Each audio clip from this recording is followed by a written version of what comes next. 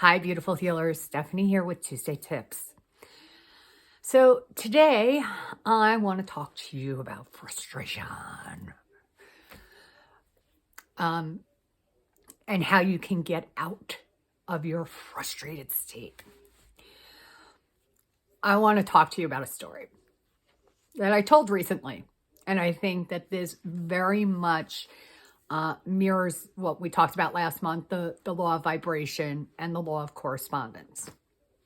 And with the law of correspondence, it's, the world is a mirror image.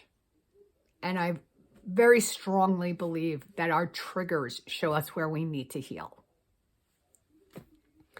Right? So I used to be somebody that I had to control everything. And I still get called a control freak, by the way. But not as much as I used to. And years ago, I want to talk to you about a time when I learned to surrender. And I had to let go of control. I had no choice.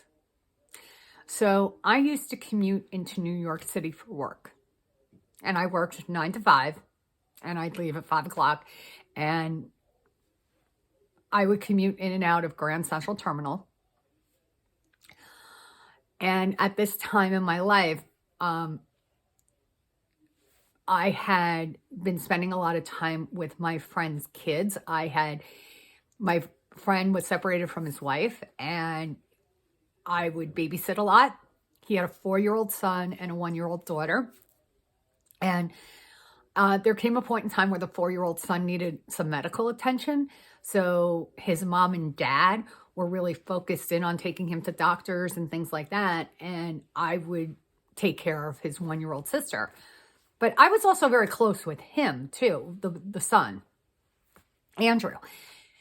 And Andrew was about 4 years old. Sorry, my battery said it was going low. Andrew was 4, and everybody, myself and his parents, both acknowledged that Andrew was feeling a lack of attention from me.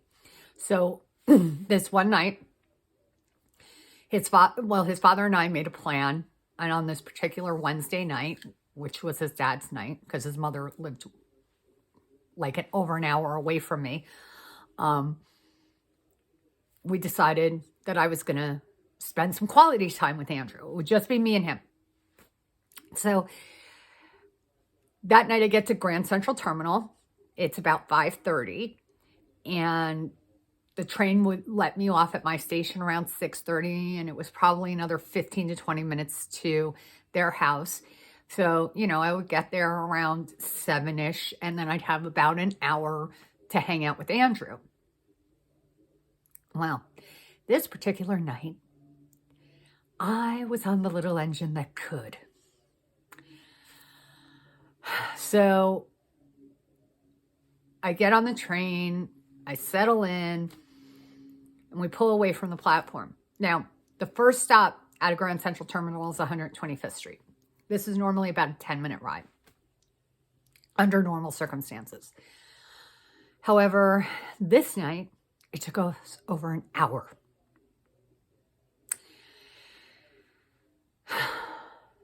There was some mechanical failure. And what ended up happening, so we pull away from the track, I hear this clang, and all of a sudden the train stops. Now, this is the year 2000. Cell phones really aren't mainstream yet. They're starting to become mainstream, and I did have one. However, I'm inside a tunnel. No cell service in the year 2000 inside a tunnel. I'm going to tell you, non-existent. So there is no way to contact anybody and tell them that I'm running late. I am stuck on a train. I have no control. So the first time it happens, okay, we stop for a minute or two, and then they start the train up again, and we go a little bit further, and not even a minute in, we dead stop. And another few minutes, and then it gets going again and again. And we're doing this for a full hour, and we are being jolted physically because that's what happens on a train.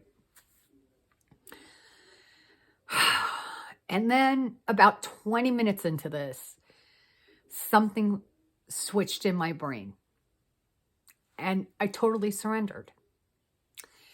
And I think that the Serenity Prayer, you may have heard it. It's all of the anonymous programs, Alcoholics Anonymous, Narcotics Anonymous, those 12-step programs, a lot of them use the Serenity Prayer that says, God grant me the serenity to accept the things I cannot change, the strength to change the things I can, and the wisdom to know the difference.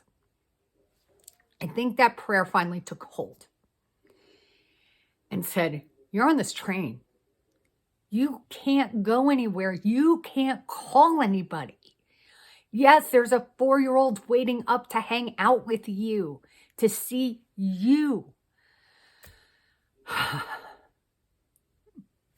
But there's nothing you can do about it.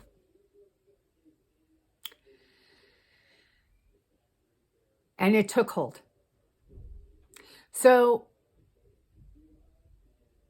and I made a decision.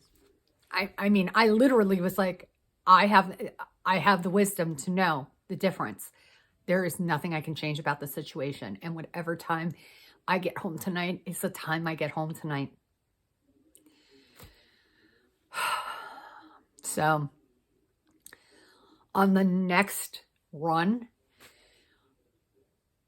I said it kind of under my breath, but when the train started up again, I turned around and I went, I think I can, I think I can, I think I can. And I kind of giggled. And a couple of people around me heard me. I didn't realize how loud I said it. And then it happened again and again and again. And by the time we were able to get to 125th Street and deboard and get on another train to get home,